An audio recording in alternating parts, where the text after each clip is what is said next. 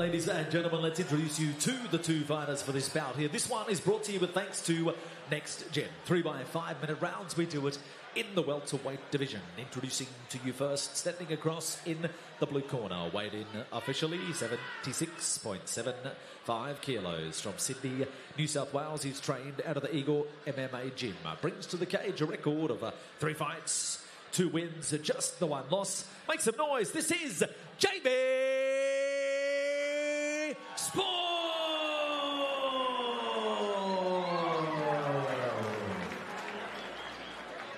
His opponent standing across in the red corner, weighed in officially 77.25 kilos. From Townsville in North Queensland, trained out of the Courage Training Centre. His record to date, 6 fights, 4 wins and the 2 losses. Give it up, this is Jack Bricktop James! Referee in charge of the action, Phil Cassidy. Our Kona main event of the evening is brought to you by Next Gen Construction. Whether you're building a custom home or completing renovations and extensions, Next Gen offers amazing service and great quality throughout. Follow Next Gen Construction on Instagram at nxtgen.construction. Sporne just seeking to take the middle of the cage immediately. Trying to land shots, and strange seeing another black belt throwing those kicks, which can so easily lead you to the ground, but James more than happy to throw ones higher than the equator.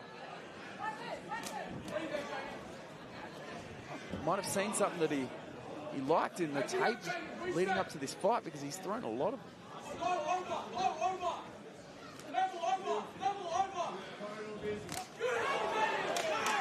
Good right hand by Sporne there. Jamie's corner calling for level over. I believe they want a level change and a right overhand. Yeah, there's no like code to that one. There's no golden ticket. It's just literally level over. Yeah, golden ticket sounds way cooler.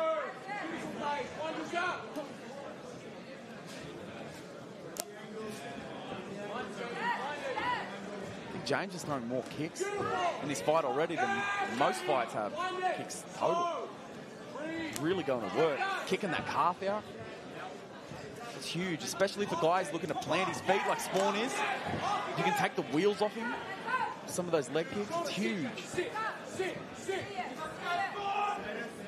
Changing stances in Sporne. Goes high on the open side. Brilliant corner advice for Jamie Sporne as well. Slow set your pace, range. Jack James is so composed, knows exactly what he wants to do, doesn't feel comfortable, he gets out of there. Oh, he goes body head, does Jack James. Massive right hand for Jack James there. That connected super clean. James is not being intimidated at all. This is great. We've got 2 black belts and they're just throwing lumps at each other. Just punching on. This is great.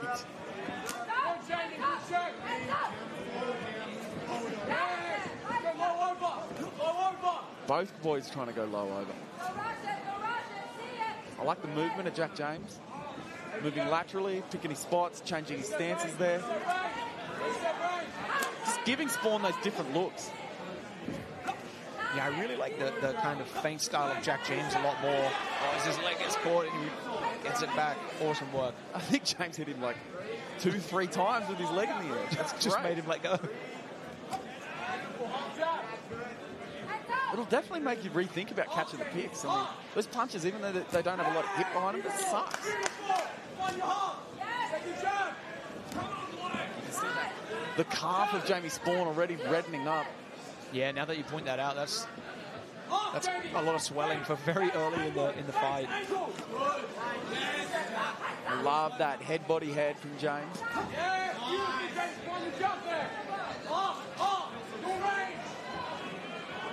Sporne is just ever present. He's right there, he's right in that range. Oh, he eats a right hand. He's at the wrong range then. James starting to be the one on the front foot. He's getting his jab going. Needs to be careful not to get too overzealous, especially if Sporne's trying to launch that overhand right. Oh, big kick. James sends one back.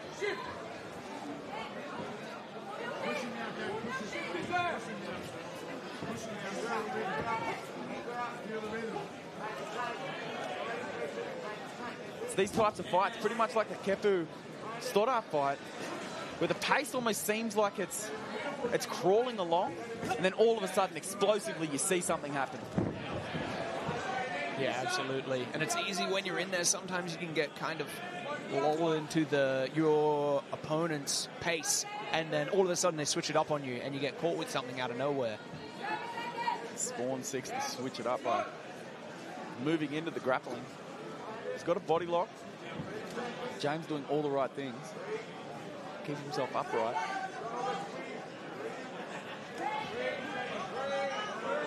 I've never grappled with Sporne before, but the people I know who have, they just said he's peculiarly strong.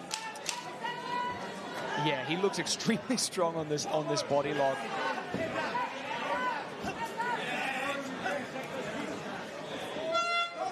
Great round. Very technical striking round from both guys. Sporne unable to get Jack James down. Both having their moments in the fight. Some really big shots from Sporne landing. Jack James just absolutely going to work. He set a foundation of kicking out those legs, working on his shots, and frustrating Sporne. It's one of those rounds where once we get to the third round, we'll look back on that round and be like, oh, that thing that he did, that's really paying off. As we go to the replay here, I mean, you could just see those shots. Could they pay dividends later on? Maybe. Could you see the pressure that Sporne was trying to get happening to pay dividends later? Maybe. It is one of those things where it's hard to tell at this stage, but coming into round two, we're going to find out.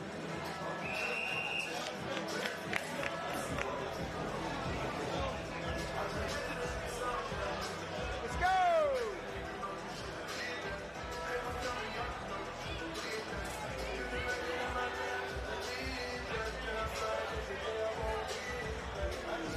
Back it up, Jen. Back it up.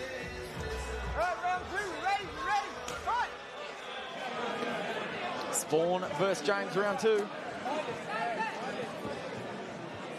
I like switching off the kick as well. It's a very city kickboxing thing, but Jack James did it then. Did it again. You hit the front kick, your opponent defends it, they think it's all hunky-dory, and all of a sudden you're in a different stance, and what was a jab is now a big rear hand. Another kick to the leg. If Sporne's going to throw when James kicks, I'd rather him do it earlier. He's almost eating the kick and then trying to throw. That's better. And what did it lead to? A fantastic shot into a takedown. Jack James building his base back up already. It's a really technical battle, but I think this is where Jamie Sporne would probably prefer the fight to be. Yeah, undoubtedly. Undoubtedly. I think if it was more of the first round, you'd probably see the toll those kicks were taking have more of an effect on him. Because the kinds of shots that Jack James was landing with his kicks, to the legs, to the body, they really get old. They get old. After a while, especially in a fight like this, on this level. Yeah, absolutely. Jack James just all over it. He knew he was going to try and climb that back in typical Jamie Sporne fashion. He finds his spot, and it is on top, and he's going to work immediately. Yeah, that was great work by Jack. He knew what Jamie wanted. He managed to shake him off, and now he's punishing him hard for it as soon as he hits the mat.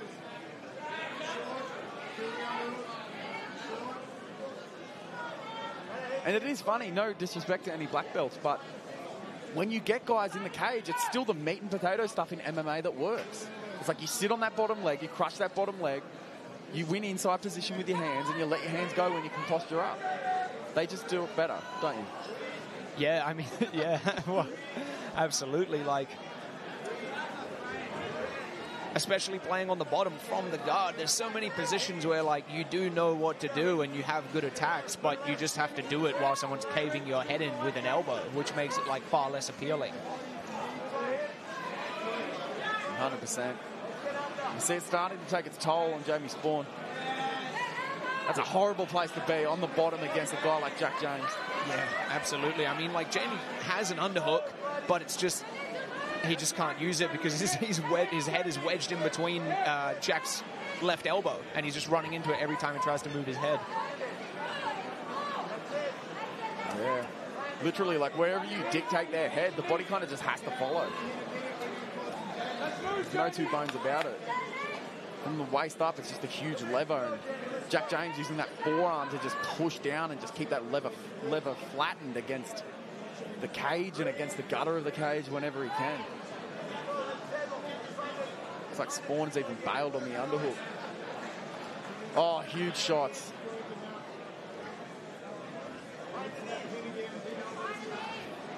He's looking to pin that arm. He's done exactly that.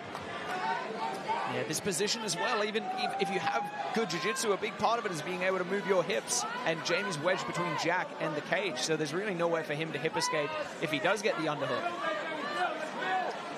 Yeah, great work by Jack preventing the get up there. He just keeps pressure on the head. Jamie's shoulders stay pinned, and it's so difficult for him to get any counters off. This position sucks. When you get stuck with something like this, I almost try to give up side control. I hope they take it. Just to let my legs work together. I want my legs back together. I want to be able to have that room for my hips because this is literally that bad. This is a slow death. Yeah, I couldn't agree more. There's so many times where just having your guard actually turns out to be detrimental. You'd almost rather they pass you. So maybe you can walk your feet up the wall or do something a bit ridiculous. But getting pinned here is just, yeah, like you said, a slow death, absolutely. Jack James just going to work, making everything, squeezing all the juice out of this position. Driving that head in, tripoding up, doing anything to just keep that pressure we're alluding to about having that lever. He passes the guard here. Let's see if Sporne can turn himself over at least or get to turtle. The control of Jack James is just huge. We can't see what he's working with on that far side, but guaranteed, if he was able to do it, Sporne would be moving. Yeah, absolutely. I mean, like we mentioned in the intro, Jamie Sporne's probably the more sophisticated grappler on paper, but I mean, just because Jack James hasn't competed in as many jiu-jitsu competitions and gotten the recognition doesn't mean he's not as good. Yeah, absolutely. And that round just really tells that story. MMA is a different beast. You can see Sporne busted open. Jack James going to work in that round and going to work on Sporne. As we can see here, hits that kick. It was actually Sporne that worked for the takedown, but it was Jack James that ended up shaking him off the top. When Sporne tried to do the right thing, I guess, tried to climb up on his back, which he's done in previous fights against previous opponents, but not against Jack James. And Jack James was having none of it. As soon as he felt that little lapse in control, and especially that seatbelt grip that we were talking about, he shrugged him off, put him down, and just kept it. He owned that position.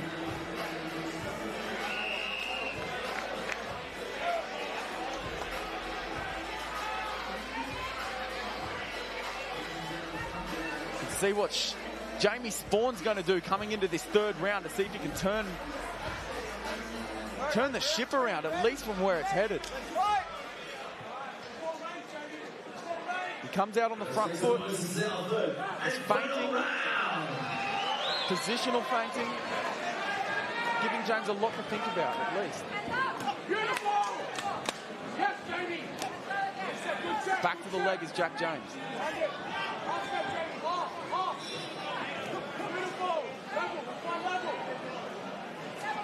It's funny, you can tell when two guys have had a round of grappling, the pop in their strikes just it's not the same. It's that isometric strength when you're forced to just hold something and just carry something for a while. You go to use that top and you're like, man, it feels like I'm doing it, but the actual effect of your punch is just, it's not the same. Yeah, absolutely. Oh, big one up top, glances over the top of the head after battering into the top of the head of Sporne. I like how Sporne's going to the body first. If he can go to body head, then you can put a shot after it. Body head, low on that shot. It at least makes Jack James think about it. Yeah, I agree. I think Jack James does a great job of not letting anything get... nothing lands on him for free. Yeah. He punishes everything. Even if you land on him, he's going to hit you again straight away. That's it. And it's at the point now where these guys have been fighting for, what, 12 minutes? I kind of know what Sporne's going to do. He's going to put that jab out, and then he's probably going to throw like a big kind of right hand. Even when he switches his stance, he's kind of doing it. Yeah. Oh, beautiful deep shot by Jack James. Gets really deep on the hips. Takes Sporne down right in front of us here.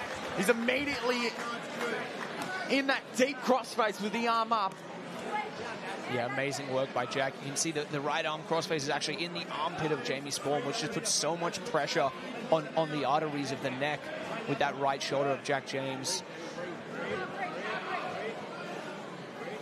And immediately you can just tell that Jack James wants to posture up. That's what he should be doing. Control is fantastic, but we're here to fight, and that's exactly what James has been doing. Not just getting to these positions to own the position necessarily, but get into these positions to just take the fight away from Jamie Sporne, and you do that, one, by winning position, and two, by striking. Yeah, Jamie's really struggling to make anything happen here. He's kind of just holding on to Jack James's head, which is really not a good sign. You're essentially saying, like, you're just trying to stop them from posturing up and absolutely smashing you to bits. But in terms of mounting offense, there's not much going on for him here. It's kind of all Jack James.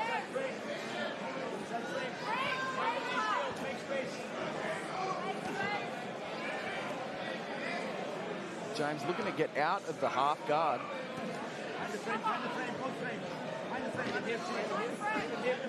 Maintaining control with that one side.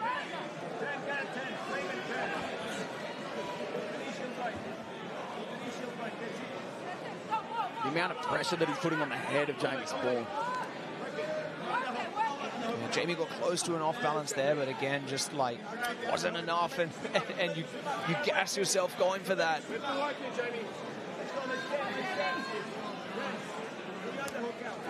Come on, Jamie, let's fucking explode! James, look at that pass again. This time he gets it. Sporne straight away heading back to half guard, but begs that old question again. Now what? Very, very difficult. And Jack James making it very difficult. There's a consequence almost for everything that Jamie Sporne does. Yeah, Jack James just looking so heavy on top, and he's in the side mount now, looking to drop those big right elbows. It's crushing, isn't it? And he's just winning all the inside positions as well. It's not just the fact that he's on top. He's got that underhook. He's getting his arm inside Jamie Sporne's arm so that he can throw these elbows and that he can hit these attacks. Looks like he's going for a key lock here.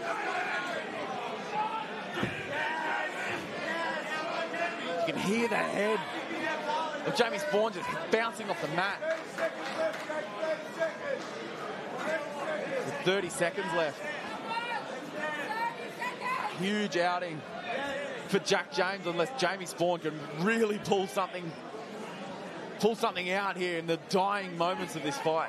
Just stand up. Yeah, just stand up and flying triangle. Oh, and Jack James. I love that. There's two kinds of fighters. The people who hear that there's 10 seconds, they coast, and there's people that turn it on. Jack James is turning it on here. Huge finish to the fight for Jack James. Massive statement. Coming back to his opponent, showing that sportsmanship and that respect for a brother in arms. It's not possible to fight without an opponent. He understands that and respects that. And we respect the skills of Jack James, because that was a clinic, and that was against a guy who is very, very good. Yeah, that really was a clinic. Jack James is hitting those takedowns on Jamie Sporne. It looks like his legs are beaten up. He's got ice packs on him already. And those elbows were just huge. The final stanza of the fight. Jack James just not caring. Not respecting the guard, towering himself through it. Standing over Jamie Sporne and going to work. A huge end to the fight. Jamie Sporne looking the worst for wear, but a soldier and a warrior through and through.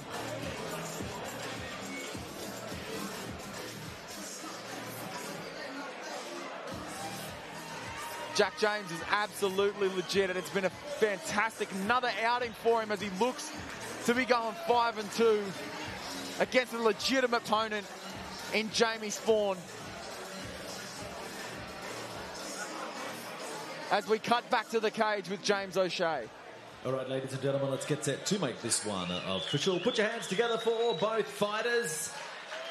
Great display, high-level fight there, ladies and gentlemen. A big thank you to our sponsor, Next Gen, for their sponsorship of this bout. Ladies and gentlemen, we go to the judges' scorecards, and the judges score it this way: 30-27, 30-27, and 29-28. All to your winner by unanimous decision, and it goes to the red corner, Jack Bricktop James.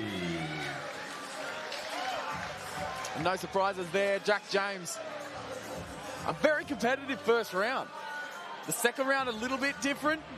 Jack James got to that position after shrugging Jamie Sporne off his back. And from there, the damage had sort of already been done. He came into that third round, he sealed that takedown and took the fight away. All right, ladies and gentlemen, we'll grab a few words with our winner. Well, Jack, congratulations. A real statement made here tonight. Thank you. That's what I was trying to do. You know, bounce back nice and strong and put in a good effort all camp. So I just hope it showed tonight. You had to be patient. You took your time and then made the most of it. Yeah, I just really had to believe in myself, believe in my hands, which is something that coach is trying to tell me to do all the time, which is something I was really focused on doing, and I think I improved that this time. Getting better and better, but was this your best performance to date? The best are yet to come. We got a show coming up to Townsville, Beatdown Promotions, May 11. I want everybody there. May 11, Beatdown in Townsville. Let's go! There you go. So May 11. It's like you're reading the script here. May 11, Townsville. Beatdown goes up to your neck of the woods. What does this mean to you to be able to do it in front of your people up there? We're going to put on a show. Beatdown Promotions on the road. Townsville's really going to show out. We'll get some good local talent on there. We'll have heaps of people from Courage, and it's going to be awesome. So that's when we'll next see you in action? It will be. See you then. Ladies and gentlemen, there you go. So May 11, this man there to pretty much let you know what's happening. May 11 there from Townsville. So that is Beatdown at 7. So after we get through tonight, that's what is coming up.